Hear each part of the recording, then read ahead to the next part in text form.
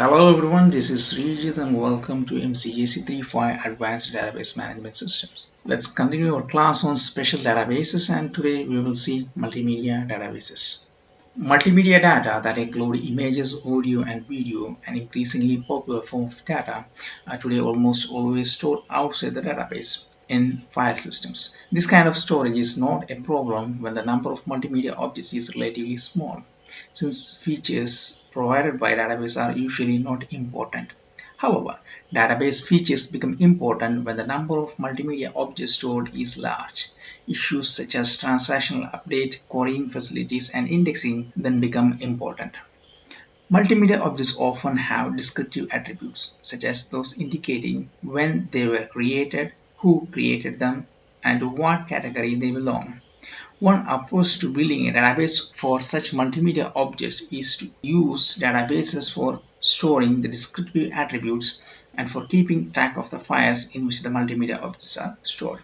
However, storing multimedia outside the database makes it harder to provide database functionality, such as indexing on the basis of actual multimedia data content. It can also lead to inconsistencies, such as a file that is not in the database but whose contents are missing, or vice versa. It is therefore desirable to store the data themselves in the database. Several issues must be addressed if multimedia data are to be stored in database. That include the database must support large objects, since multimedia data such as videos can occupy up to a few gigabytes of storage. Many database systems do not support objects larger than a few gigabytes. Larger objects could be split into smaller pieces and stored in the database. Alternatively, the multimedia objects may be stored in a file system, but the database may contain a pointer to the object. The pointer would typically be a file name. The SQL or MIDI standard, MIDI stands for Management of External Data, allows external data such as files to be treated as if they were part of the database. With SQL MIDI, the object would appear to be part of the database but can be stored externally. The retrieval of some types of data, such as audio and video, has the requirement that data delivery must proceed at a guaranteed steady rate. Such data are sometimes called isochronous data or continuous media data. For example, if audio data are not supported in time, there will be gaps in the sound. If the data are supplied too fast, system buffers may overflow, resulting in loss of data. Similarity-based retrieval is needed in many multimedia database applications. For example, in a database that stores fingerprint images, a query fingerprint image is provided. The fingerprints in the database that are similar to the query fingerprint must be retrieved.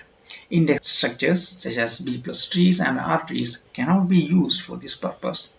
Special index structures need to be created. Now let's see the multimedia data formats. Because of the large number of bytes required to represent multimedia data, it is essential that multimedia data be stored and transmitted in compressed form. For image data, the most widely used format is JPEG, and named after the standards body that created it, the Joint Picture Experts Group. We can store video data by encoding each frame of video in JPEG format, but such an encoding is wasteful, since successive frames of video are often nearly the same. The Moving Picture Expert Group has developed the MPEG series of standards for encoding video and audio data. These encoding exploit commonalities among a sequence of frames to achieve a greater degree of compression. The MPEG-1 standard stores a minute of 30 frames per second video and audio in approximately 12.5 megabytes compared to an approximate 75 megabytes for video in JPEG. However, MPEG-1 encoding introduces some loss of video quality to a level roughly comparable to that of VHS videotape. The MPEG-2 standard is designed for digital broadcast systems and digital video discs, that is DVDs. It introduces only a negligible loss of video quality. MPEG-2 compresses 1 minute of video and audio to approximately 17 megabytes. MPEG-4 provides techniques for further compression of video with variable bandwidths to support delivery of video data over networks with a wide range of bandwidths. Several competing standards are used for audio encoding, including MP3, which stands for MPEG-1 Layer 3, Real Audio, Windows Media Audio, and other formats. High definition video with audio is encoded in several variants of MPEG-4 that include MPEG-4 AVC and AVC HD. Now let's see continuous media data. The most important types of continuous media data are video and audio data. For example, a database of movies or a database of audio files that include music files. Continuous media systems are characterized by their real-time information delivery requirements. Data must be delivered sufficiently fast that no gaps in the audio or video result. Data must be delivered at a rate that does not cause overflow of system buffers. Synchronization among distinct data streams must be maintained. This need arises, for example, when the video of a person speaking must show lips moving synchronously with the audio of the person speaking. To supply data predictably at the right time to a large number of consumers of the data, the fetching of data from disk must be coordinated carefully. Usually data are fetched in periodic cycles. In each cycle, say in a seconds, n seconds worth of data is fetched for each consumer and stored in memory buffers. While the data fetched in the previous cycle is being sent to the consumers from the memory buffers, the cycle period is a compromise. A short period uses less memory but requires more disk arm movement, which is a waste of resources, while a long period reduces disk arm movement but increases memory requirements and may delay initial delivery of the data. When a new request arrives, admission control comes into play. That is, the system checks if the request can be satisfied with available resources, and each period, if so, it is admitted, otherwise it is rejected. Extensive research on delivery of continuous media data has dealt with such issues as handling arrays of disks and dealing with disk failure.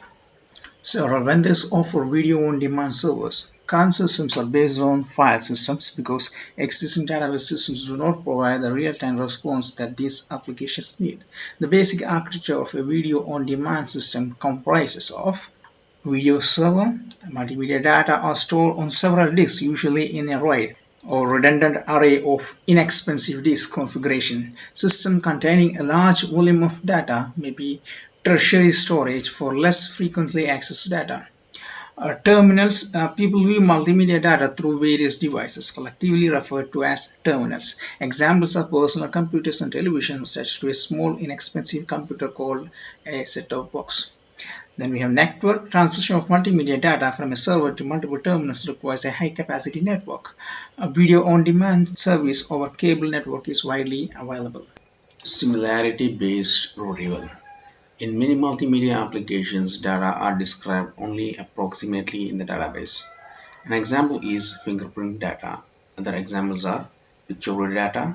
Two pictures or images that are slightly different are represented in the database may be considered the same by a user. For instance, a database may store trademark designs. When a new trademark is to be registered, the system may need first to identify all similar trademarks that were registered previously. Then audio data. Speech-based user interfaces are being developed that allow the users to give a command or identify a data item by speaking. The input from the user must be tested for similarity to those commands or data items stored in that system. Then we have handwritten data. Handwritten input can be used to identify a handwritten data item or command stored in the database. Here again, similarity testing is required. The notion of similarity is often subjective and user-specific. However, similarity testing is often more successful than speech or handwritten recognition because the input can be compared to data already in the system, and thus the set of choices available to the system is limited. Several algorithms exist for finding the best machines to a given input by similarity testing. Many voice-activated systems have been deployed commercially, particularly for phone applications and in vehicle controls. So this concludes the multimedia database systems. We'll see mobile database in next session. Thank you for listening.